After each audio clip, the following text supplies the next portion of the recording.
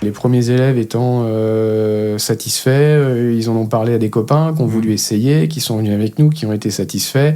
Les parents avaient constaté, en plus d'une amélioration des notes scolaires, une amélioration dans l'autonomie ou dans l'organisation, dans la méthode de travail de l'enfant.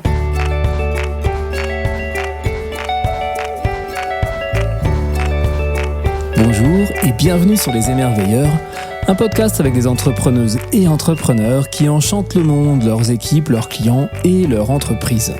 Je m'appelle Emmanuel Le Saint, je suis consultant indépendant et je suis passionné par l'impact et la performance de la magie humaine au quotidien. Dans ce podcast, je discute avec des dirigeantes et des dirigeants qui distillent chaque jour cette magie à leur façon. Aujourd'hui, je profite de son passage en France pour recevoir Benjamin Mériot. Il dirige avec Christophe Dao l'entreprise Hexagone Vietnam qui propose de l'accompagnement scolaire à Saigon. Il est également associé de SOA, une entreprise de conseil et de sourcing en Asie du Sud-Est qui compte désormais 70 collaborateurs. Benjamin et moi, on se connaît depuis la 3e, on est très amis et je suis particulièrement heureux de pouvoir l'interviewer dans ce podcast. Il me raconte son parcours depuis la Vendée jusqu'au Vietnam, en passant par la Chine. Il me parle de son histoire avec l'Asie, sa première entreprise d'import-export avec la Chine, de cette usine de bambou qu'il a montée au beau milieu de la campagne vietnamienne, et finalement de tous les challenges qui ont guidé ses décisions professionnelles. Allez, voici Benjamin Mériot, dirigeant de Hexagone Vietnam à Saigon. Bon, salut Benjamin. On profite de ton passage annuel en France pour faire cette interview. Ce que j'aimerais bien, c'est que tu te présentes et puis que tu nous parles de ton activité, puisqu'en fait, tu as fait notamment ton collège et ton lycée en Vendée. Et puis après, tu as eu plein d'aventures et tu es parti au Vietnam et c'est là-bas que tu as monté plusieurs entreprises. Alors vas-y, dis-nous qui tu es et ce que tu as fait. Donc, Benjamin Mériot, en effet, vendéen d'origine, 47 ans maintenant. Et donc tu parles du Vietnam, mais mon premier contact avec l'Asie avait été la Chine. Donc lycée classique, puis une école de commerce qui me permet, par un échange et une année césure, de partir à l'origine 3 mois en Chine, qui s'est transformé en une année. Je partais vraiment pour la découverte et prendre une petite claque culturelle, ce qui s'est passé. Je reste un peu plus longtemps que prévu, je trouve un petit job, justement j'interviens dans une université pour prolonger mon séjour sur place. Et retour de Chine, on est en 2000-2001 à cette époque. Voulant garder un contact avec l'Asie, je décide de monter ma première entreprise. Donc j'étais sur Tours à l'époque, début de l'aventure d'entrepreneur, où je monte ma première société qui s'appelle Cap sur Orient. Et on faisait de l'import-export avec la Chine. Et pour moi, avec pour objectif de garder un lien avec l'Asie et puis de pouvoir voyager régulièrement, de retourner régulièrement là-bas. Et alors, qu'est-ce qui t'a marqué du coup en Asie ? Qu'est-ce qui fait qu'à un moment tu te dis mais c'est vraiment là-bas que je veux voyager souvent ? Comme je te dis, ça a vraiment été un choc culturel. On dit souvent que la Chine est vraiment à l'opposé justement de notre culture, nous, occidentale. Et c'était vraiment, je partais là-bas, mais sans aucune connaissance. Tu vois, j'avais pris quelques bouquins, quelques guides que j'avais feuilletés avant de partir. Mais je partais vraiment dans l'inconnu. Et je pense que c'est ça, en fait, qui m'a plu. C'est de découvrir vraiment une autre façon de voir les choses, de vivre. À l'époque, on est en 2000-2001, c'est pas la Chine d'aujourd'hui encore.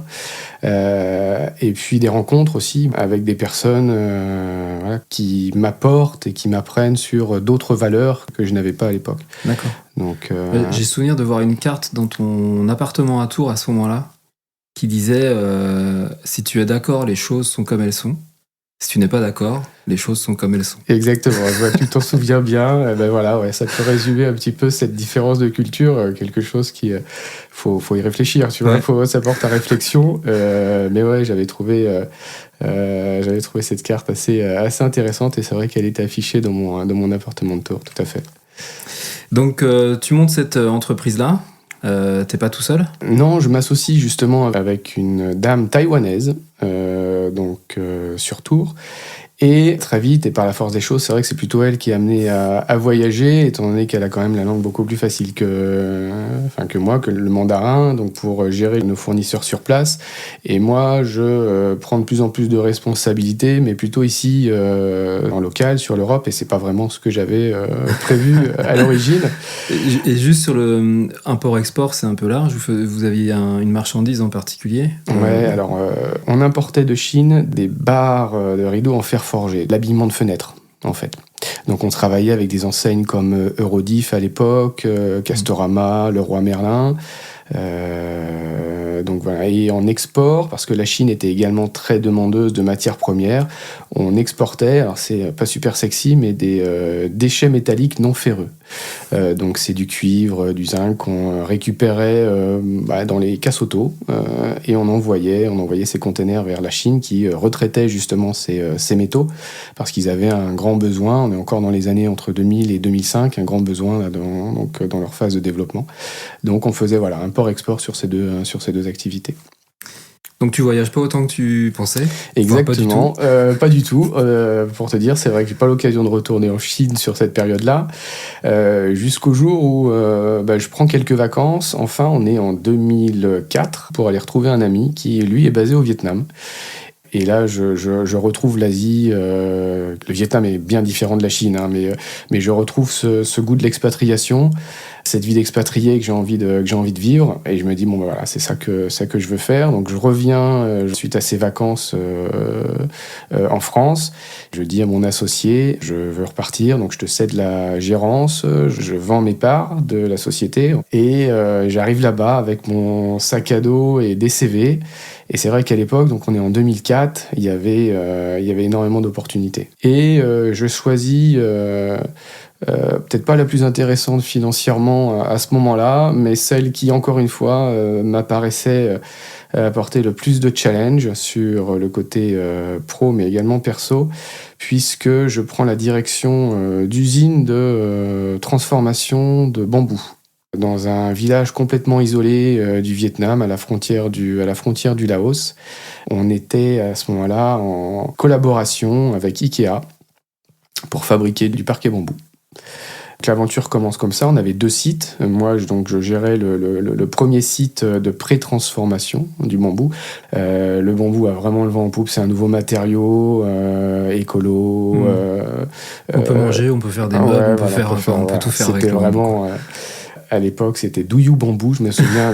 On pouvait en effet vraiment tout faire. Donc, on lance ce projet en partenariat avec Ikea. Moi, je fais 1 an justement dans ce premier site où on part de rien. J'arrive, l'usine n'est pas encore construite, donc il faut finir la construction, il faut monter les équipes, il faut monter les chaînes de production. Au bout d'1 an, le site compte quand même 550 ouvriers. On tourne 24 heures sur 24, quasiment 7 jours sur 7. Donc une super aventure, donc professionnelle en effet, parce que j'arrivais et avec des tâches de gestion, de management très intéressantes, et également une super aventure personnelle puisque tu es en effet isolé, donc vraiment en immersion totale dans la culture locale. Ouais. Avec t'es pas des dans gens... un quartier d'expatriés dans une grande ville. Non, pas à cette époque-là. Non, je pense que j'étais pour beaucoup le première personne occidentale qu'ils rencontraient. Mais encore une fois, toujours un accueil chaleureux. Faut savoir que les Vietnamiens sont toujours très accueillants. Donc non, une très belle expérience également personnelle sur cette année passée donc sur ce site. Juste sur ce site, t'es le seul occidental ou alors vous avez une équipe déjà sur place? Non, sur le site, je suis le seul occidental, ouais. Je suis le seul occidental. Le siège social se trouve dans la ville de Haiphong, qui se situe à mi-chemin entre Hanoï et le port de Haiphong, d'où partaient justement nos containers de parquet. Et là, en effet, il y avait du personnel expatrié sur ce site-là. Et 3 personnes sur des postes de management. Mais sur le site où j'étais au début, non, j'étais le seul, avec des collaborateurs, des assistants vietnamiens. Et ça dure combien de temps ? Je fais 1 an et ça commence à devenir dur, notamment, alors ça peut paraître très futile et basique, mais donc on est vraiment dans un village, c'est très très pauvre. Et je sais que je commence à ressentir un petit peu, notamment pour la nourriture. Le midi, on mangeait chez l'habitant. C'était légumes verts vapeur local avec quelques cacahuètes, de temps en temps quelques œufs et peut-être un peu de gras de porc, parce qu'il n'y avait même pas assez d'argent pour acheter du maigre. Une fois tous les 2 mois, je rentrais sur Hanoï et c'est vrai que j'essayais de faire le plein. Le stock d'approvisionnement était quand même limité. Donc à la fin, ouais, ça commençait à peser de cet isolement. Était quand même un peu plus compliqué à vivre. Et il y avait ensuite un besoin sur l'autre site, notamment en termes de gestion de production. Et c'est là que je passe de ce premier site au deuxième site pour suivre la production générale de Bamboo Factory à l'époque, TBF. Oui, donc là encore, c'est un peu comme si tu avais fait le tour. Et puis tu commences à ressentir le manque d'autre chose et puis l'aventure doit se dérouler ailleurs. Exactement, ouais. C'est vrai que ce premier site commençait à bien tourner. On envoyait nos produits processés de bambou. Ça tournait de façon relativement autonome. Donc voilà, je me destinais à faire autre chose à ce moment-là également. Ouais. J'arrive, donc là, je passe sur l'autre site. Donc je commence à gérer la production. L'aventure là-bas dure encore 4 ans, 5 ans. Et petit à petit, de la production, je prends un peu les responsabilités du site général et puis même de la structure pour devenir GM, General Manager, sur les 4-5 ans qui ont passé suite à cette première année passée en forêt. Ouais. D'accord.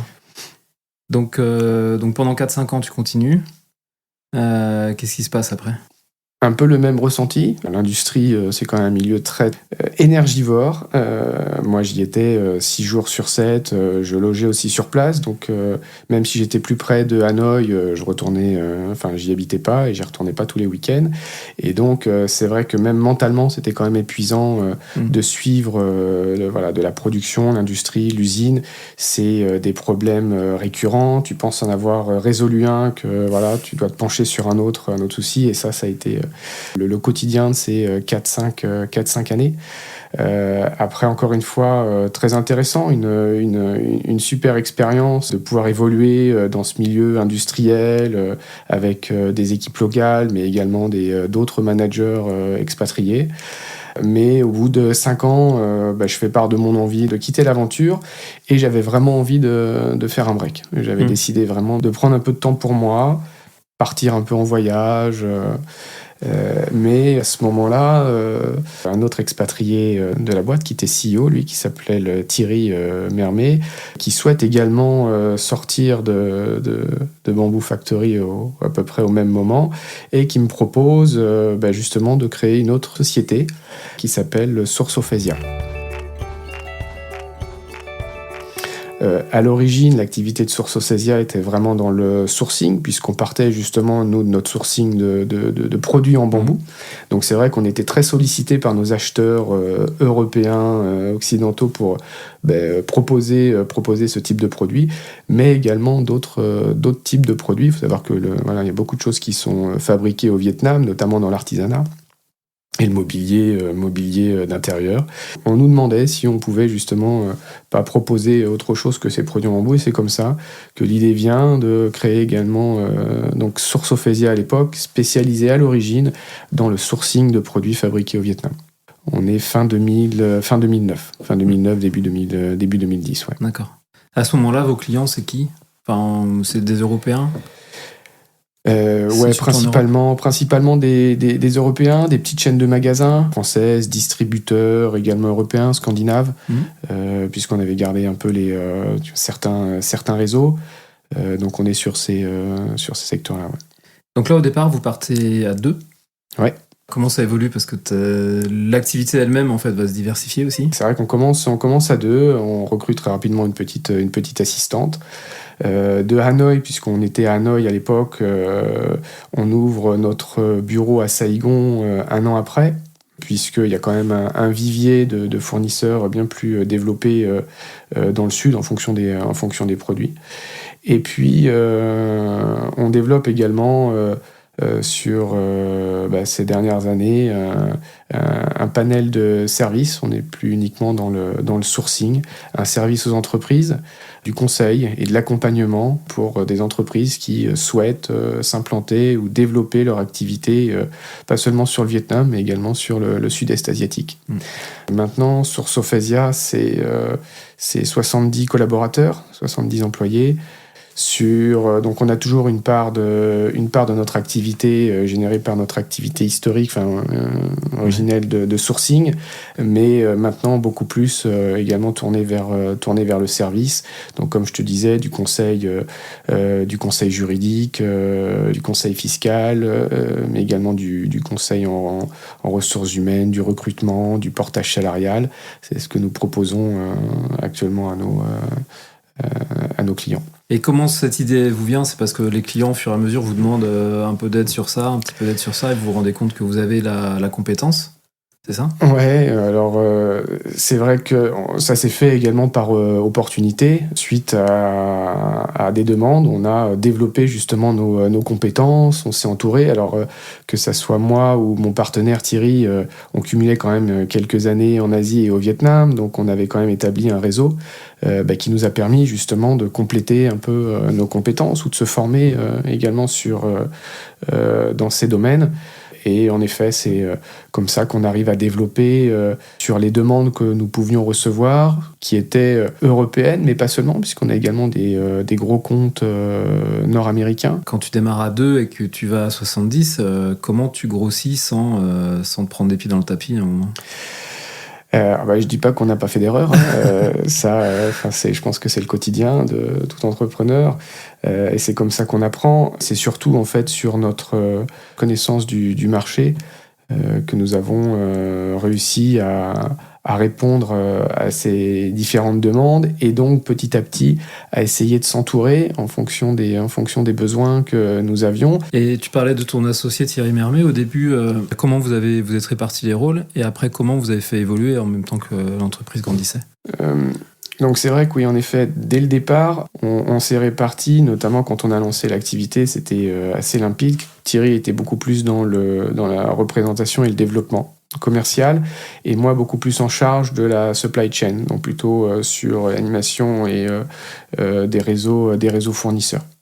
Au fur et à mesure de l'évolution de SOA et des différents types de services, moi j'ai plus pris un rôle de responsabilité en back-office pour évoluer sur le rôle de CFO, donc avec responsabilité de ressources humaines, finance, comptabilité et administration. Alors que Thierry, lui, avec son rôle de CEO, était plus justement dans l'animation d'équipe et toujours également dans ce rôle de représentation de la société et développement. D'accord. Donc en fait, SOA continue de se développer. 4 millions d'euros de chiffre d'affaires l'année dernière, 70 collaborateurs. Mais là encore, toi, à un moment, tu as aussi envie de voir d'autres choses ? Ouais, l'aventure, tu vois, ça fait 15 ans, SOA, 15 ans, pas mal de temps passé justement sur ces responsabilités qui sont pas à l'origine, tu vois, mes compétences propres. Encore une fois, on ne gère pas une société de 15 employés comme une société de 70, donc il y avait vraiment un besoin de transformation avec des mises en place de process, de procédures, de nouveaux outils. Moi, je me sentais pas non plus l'énergie, et je pense qu'on avait également besoin de nouvelles compétences pour cela. Et voilà, moi, je pense que j'avais vu pas mal de choses déjà sur ces fonctions. Il y avait en parallèle de ça, on n'en a pas encore parlé, mais 2 ans auparavant, j'avais également monté une nouvelle structure qui s'appelle Hexagone, qui est en lien avec l'éducation et qui également me motivait beaucoup. J'y passais pas beaucoup de temps à l'époque puisque j'étais encore très très pris par SOA. Je me suis dit, tiens, c'est peut-être le moment justement de passer la main, de recruter des nouvelles personnes, faire monter également en compétences des personnes de SOA, et puis moi de prendre un petit peu de recul par rapport aux opérations quotidiennes, de me dégager un peu de temps pour justement l'équilibrer, le balancer un peu sur Hexagone et cette nouvelle activité. Ok. En parallèle de SOA, tu développes une autre activité. Tu continues ton rôle opérationnel dans SOA, ça bouge pas, mais donc t'as pas le temps de développer correctement Hexagone, c'est ça ? Ouais. Et après, au fur et à mesure, là où il faut vraiment lancer la transformation en investissant beaucoup de temps, tu préfères que ce soit d'autres personnes avec du sang neuf qui arrivent pour le faire. Exactement, ouais. C'est un peu comme ça. La réflexion, elle s'est faite comme ça, tout à fait. Sachant que en plus, voilà, il y avait ce projet Hexagone qui me motivait, qui me faisait découvrir aussi des nouvelles valeurs, qui me tenaient à cœur à ce moment-là. C'est vrai que ça a été aussi une remise en question personnelle, une réorientation. Donc on a fait les choses en ordre avec SOA pour permettre, comme je te disais, une intégration de nouvelles personnes sur ces postes clés, et moi de sortir petit à petit de SOA et me consacrer depuis maintenant presque un an à Hexagone à temps plein. Donc en fait, aujourd'hui, tu es toujours associé à SOA et tu es associé à Hexagone parce que c'est aussi un projet avec un partenaire. Alors raconte-nous Hexagone. D'où ça part, comment ça se lance et qu'est-ce qui fait que tu te lances à fond dedans ? Alors, comme tu dis, en effet, Hexagone, je ne suis pas tout seul, je suis avec un autre partenaire qui s'appelle Christophe Dao. On se connaît depuis quelques années, et notamment via le sport, puisqu'on avait monté ensemble une académie de foot au Vietnam. Et c'est comme ça qu'on a commencé à collaborer. Et on se trouvait quand même beaucoup d'affinités, notamment sur le point de vue professionnel. Et en analysant et en discutant, on se rend compte qu'il y a une vraie demande, un vrai besoin donc, sur Saigon pour proposer de l'accompagnement scolaire. Donc c'est l'activité, le service principal que propose Hexagone. Donc c'est de l'accompagnement scolaire destiné aux enfants, aux élèves qui fréquentent les établissements français de Saigon. Il faut savoir que sur Saigon, il y a 4 établissements français, on va dire 3 petites écoles qui font de la maternelle jusqu'à la fin du primaire, et la grande école, le Grand Bahut, qui s'appelle Marguerite Duras, donc qui dépend de l'éducation nationale française, qui lui, pareil, part de la maternelle jusqu'au lycée. Et donc, nous, on s'adresse à l'ensemble de ces élèves qui fréquentent ces établissements pour proposer nos services. Donc, ça veut dire qu'ils suivent le programme français. C'est des enfants français ou francophones ? Pas toujours, justement. Pas toujours. En effet, ce sont des établissements qui font fréquenter par les enfants de familles expatriées. On fréquente également des enfants non francophones, un bon nombre d'élèves vietnamiens également, qui... pour des raisons d'éducation à la française, les parents les inscrivent justement dans ces écoles, mais également des élèves d'autres nationalités, puisque ces écoles, ces établissements bénéficient du statut d'école internationale pour certaines filières, un enseignement en 2 langues, d'où le besoin, notamment, puisque c'est en effet une partie de nos élèves qui intègrent ces écoles sans avoir un niveau de français parfait pour pouvoir suivre le programme, et donc qui ont besoin, pour certains, justement, d'accompagnement ou de renfort de la langue. Finalement, vous avez un besoin sur ces enfants qui ne sont pas francophones, de les amener le plus rapidement possible, j'imagine, au niveau pour comprendre les cours. Et du côté des enfants francophones ou français, là, c'est du soutien scolaire traditionnel. Premier volet qu'on appelle l'accompagnement scolaire. Donc, en effet, ça peut être sur certains élèves qui, à un moment dans leur scolarité, rencontrent quelques difficultés, sur une matière, le français, les mathématiques, les sciences, les bio. Et donc on va intervenir pour pas seulement faire de l'aide aux devoirs, mais également les aider à comprendre certaines notions qui auraient été pas suffisamment comprises en cours. Sur ce volet accompagnement scolaire, on a également le tutoring, où là, on accompagne vraiment l'enfant sur l'ensemble de sa scolarité. Donc là, on le suit plusieurs fois par semaine. Donc là, on est vraiment dans le suivi du devoir, mais également dans son organisation, dans sa méthodologie de travail. Et on a également une filière qu'on appelle Excellence, qui se destine plutôt aux élèves en fin de parcours, en fin de lycée, qui, eux, se destinent à des grandes écoles ou à des concours et qui souhaitent approfondir ou approfondir des matières ou des notions pour pouvoir préparer au mieux les concours auxquels ils se destinent. Donc tout ça, c'est dans le volet accompagnement scolaire. Et en parallèle de ça, nous avons, comme tu disais, le volet français langue étrangère, FLE, donc destiné à des élèves qui fréquentent déjà ou qui souhaitent intégrer ces établissements français et qui sont eux non francophones, mais qui ont besoin justement d'une mise à niveau pour pouvoir suivre les programmes. On a travaillé un peu ensemble en fin d'année dernière, notamment parce que vous aviez un plan de développement assez ambitieux. Moi, ce qui m'a vraiment marqué quand j'ai regardé ce que vous faisiez, c'était que au-delà d'apporter ce soutien scolaire ou cet accompagnement, comme tu disais, il y a vraiment cette notion aussi d'accompagnement sur la méthode, et puis même cette proximité que vous arrivez à créer avec les enfants, mais aussi les familles.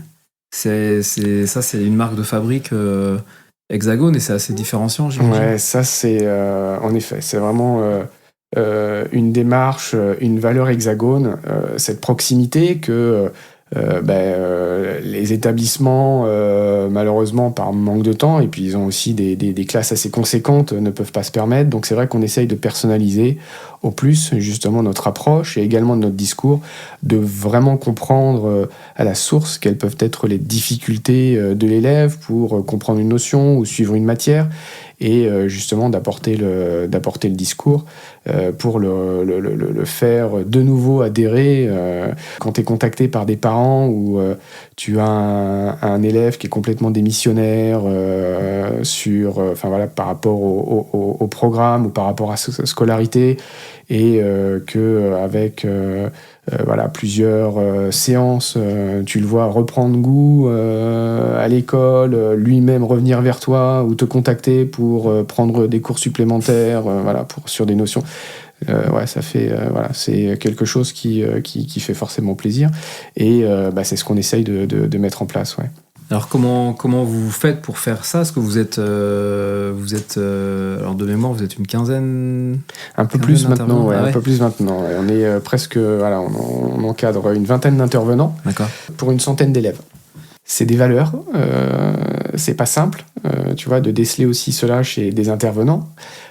Donc ça va être, nous, des exemples, des cas concrets qu'on essaye d'expliquer aux intervenants, comment ça s'est passé avec certains élèves, pour qu'eux puissent vraiment comprendre et adhérer à ces valeurs, et en plus ensuite les transmettre lors de leur accompagnement avec leurs élèves. D'accord. C'est pas simple, en effet, c'est une culture qu'on essaye de mettre en place. Ouais. J'imagine aussi sur le recrutement. Peut-être vous avez changé des choses au niveau du recrutement pour avoir les bons profils aussi. Ouais, il faut savoir que il y a beaucoup d'indépendants qui proposent également ce type de service d'accompagnement. Mais encore une fois, nous, on n'est pas juste pour suivre des devoirs. On n'arrive pas, montre-moi ton cahier de texte, on fait les devoirs. On est vraiment une approche quand même un peu plus globale. Et les élèves nous le rendent bien. C'est ça aussi qui est très intéressant, c'est que on arrive à établir une relation avec eux. On garde une autorité, forcément, ce qui est quand même très important. Mais voilà, ils vont nous parler de leur quotidien à l'école, de leurs petits problèmes, des copains, des copines. Et quand on arrive à ça, on sait qu'on a gagné en fait. C'est-à-dire que voilà, ils vont nous faire confiance, parce que c'est vraiment très important. C'est aussi dans notre discours avec l'élève au départ. C'est-à-dire que nous, on décide de s'engager. On leur dit, écoute, tu peux me contacter. On est vraiment sur les méridiens. Tu peux me contacter même tard le soir. J'essaierai de te répondre si tu as un problème. Je donnerai de mon temps. Par contre, je veux que ça soit aussi réciproque de ta part en termes d'implication, de sérieux, de rigueur. Et savoir qu'il y a, on est quand même satisfait parce qu'il y a quand même une grande majorité de nos élèves qui comprennent ce message. Et je pense que c'est vraiment une des clés, tu vois, pour les remotiver à essayer de reprendre goût au travail ou des fois à certaines matières qui avaient complètement été laissées tomber. Et donc toi, c'est ça qui va t'animer avec ton associé notamment, c'est cette de voir cette évolution dans le temps, mais en plus pas seulement sur le plan scolaire, c'est une sorte d'épanouissement personnel pour l'enfant, de prendre confiance en lui, mais aussi en vous et aussi finalement dans son environnement et dans sa capacité à exister au sein de cet environnement. Nous, c'est ce qu'on dit en général quand on rencontre les parents sur les premières réunions. On n'est pas là pour leur faire passer des examens, pour leur faire passer leur brevet des collèges en 3e, le bac de français. Bien sûr qu'on va se concentrer là-dessus, mais ce n'est pas notre objectif. Notre objectif, il est post-bac, en fait. Faut savoir qu'il y a un fort taux d'échec pour les élèves qui sortent de terminale, notamment dans leur orientation. Il y a plus de 50% d'élèves qui sortent de terminale et qui doivent se réorienter, soit qui abandonnent, soit qui sont obligés de se réorienter après la terminale. Au Vietnam ou en général ? En général. Ah ouais, d'accord. Et alors on peut presque dire, voire même un peu plus, pour les élèves qui sortent des établissements français, puisque du Vietnam, puisque vont poursuivre des études supérieures pour la plupart en France. Mais certains connaissent pas la France, n'y ont jamais mis les pieds, donc se prennent en plus, tu vois, le choc culturel de la vie ici, de se retrouver loin de la famille, de devoir gagner en indépendance, en autonomie. Donc nous, on essaye aussi par notre approche de les préparer à ça. Donc pas seulement en effet sur les notes, mais également dans cet apprentissage de prévoir un petit peu, de les sensibiliser, de les préparer à ce qu'ils peuvent faire post-terminal, post-bac.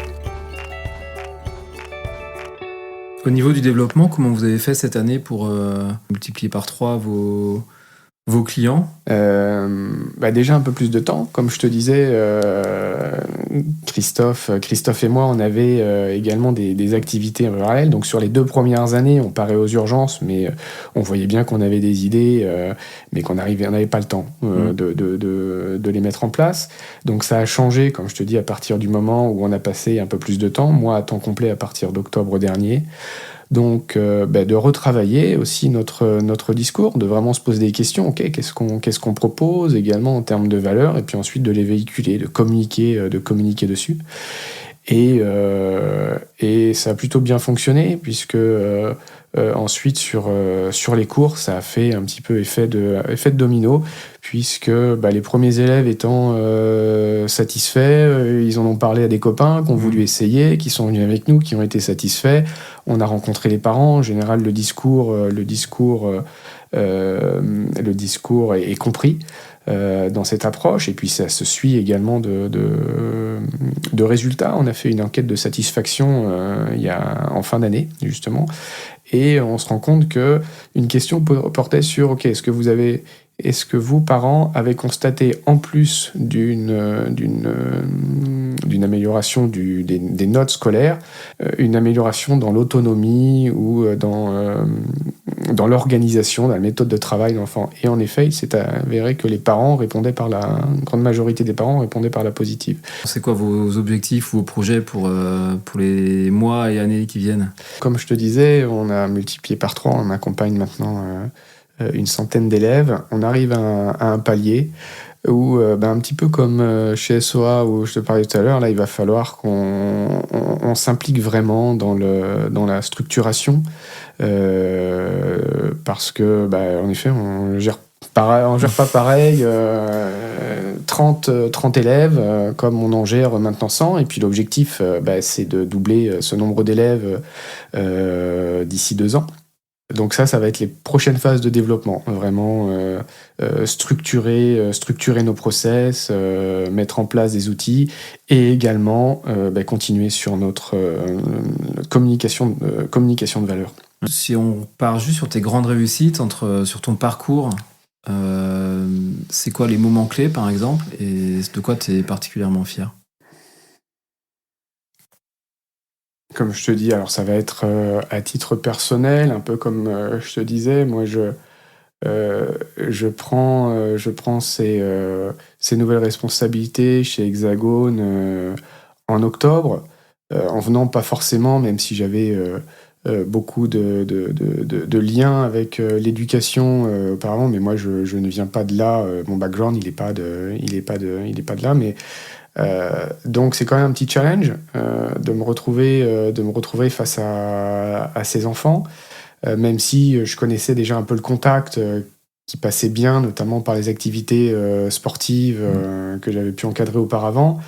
Et donc si on veut revenir sur des réussites ou au moins sur des satisfactions personnelles, c'est comme je te disais tout à l'heure, des élèves qui sont complètement des missionnaires, ou complètement un refus de travail, de motivation par rapport à l'école, et de leur redonner un peu d'intérêt, d'envie, donc en retravaillant avec eux, en parlant un petit peu des perspectives, des objectifs, et pas seulement ok, il faut que tu apprennes Pythagore, quoi. C'est pas ça, c'est ok.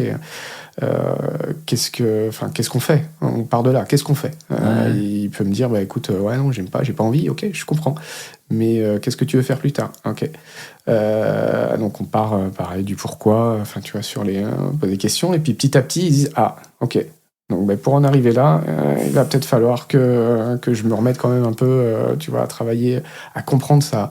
Où on insiste aussi beaucoup sur la valeur travail. Je pense que ça quand même, ça a changé un petit peu, même si on n'est pas, je ne considère pas non plus, tu vois, du troisième âge, mais je pense que ça a pas mal évolué sur les dernières années.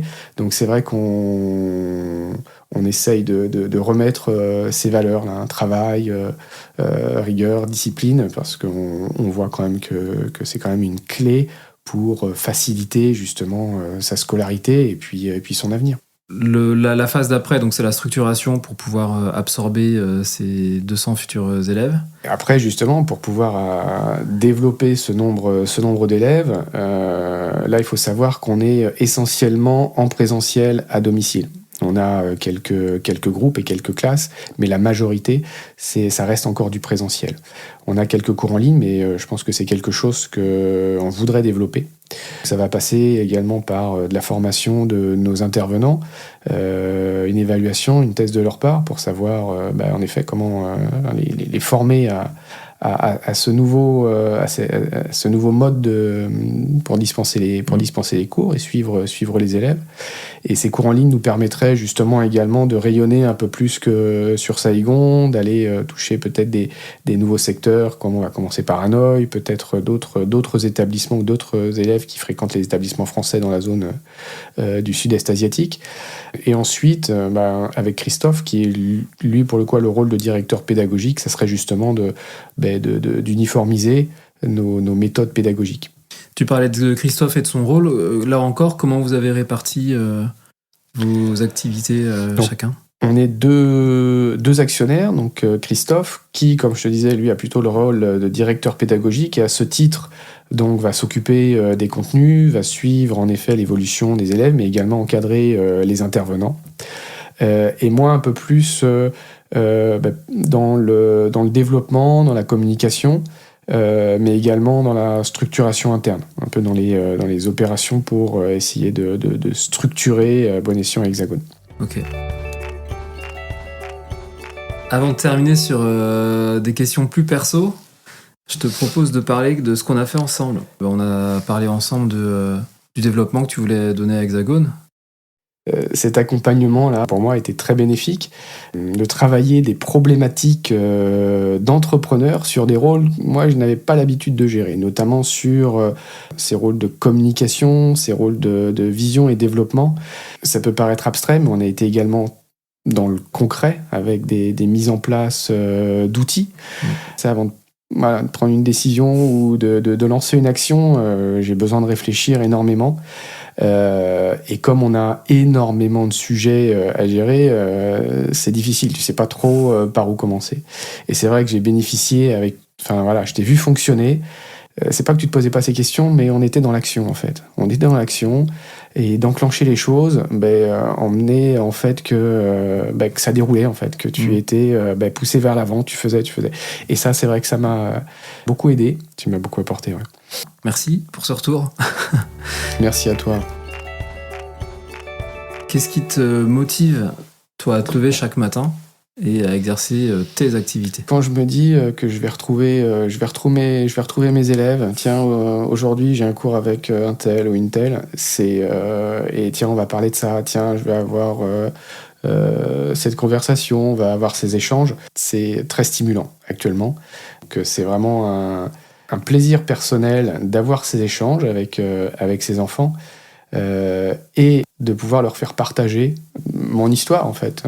Donc partager un petit peu moi mes années collège, mes années lycée, mes années post-bac, leur faire part un peu de mon expérience, et ils sont à l'écoute. Et je vois qu'ils le retiennent, puisque tu vois, j'ai des élèves qui m'en reparlent vois, plusieurs semaines après, ou voire même tu vois, j'ai encore des contacts avec des élèves qui sont partis, et ça c'est une vraie source de motivation, de transmettre. La transmission, ce que j'allais dire, ça ressort vraiment beaucoup. T'es à ton activité à Hexagone, t'es aussi papa de 2 enfants, tu fais beaucoup de sport. T'es aussi impliqué dans des associations, enfin voilà, il y a beaucoup de choses. Est-ce que tu as mis en place des règles précises pour gérer ton temps?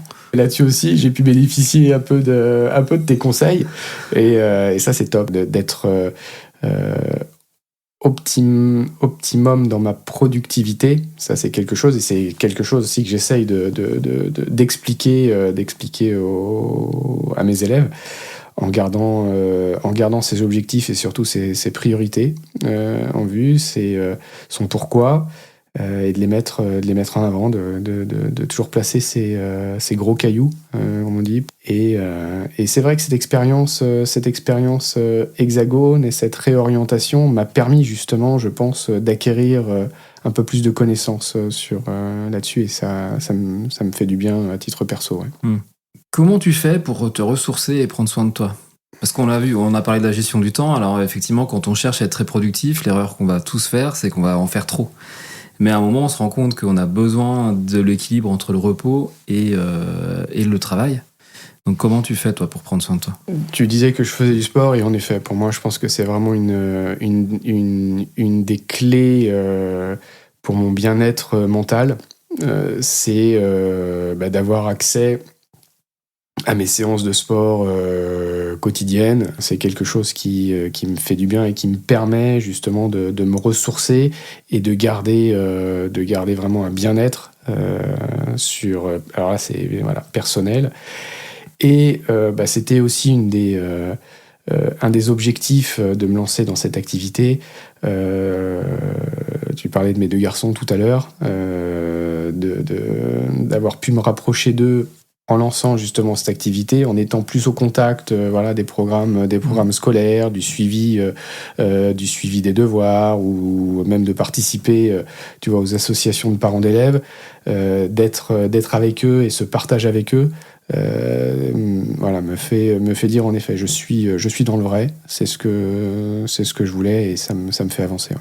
Est-ce que tu as des personnes avec qui tu peux partager tes difficultés ou questionnements de chef d'entreprise? Ça, c'est une question que je pose souvent parce que je me rends compte que très souvent, les chefs d'entreprise sont un peu isolés et qui restent avec leurs propres questions, qui vont pas oser forcément échanger avec des collaborateurs, mais pas non plus avec des confrères. Enfin voilà, donc des fois, il y a cet isolement.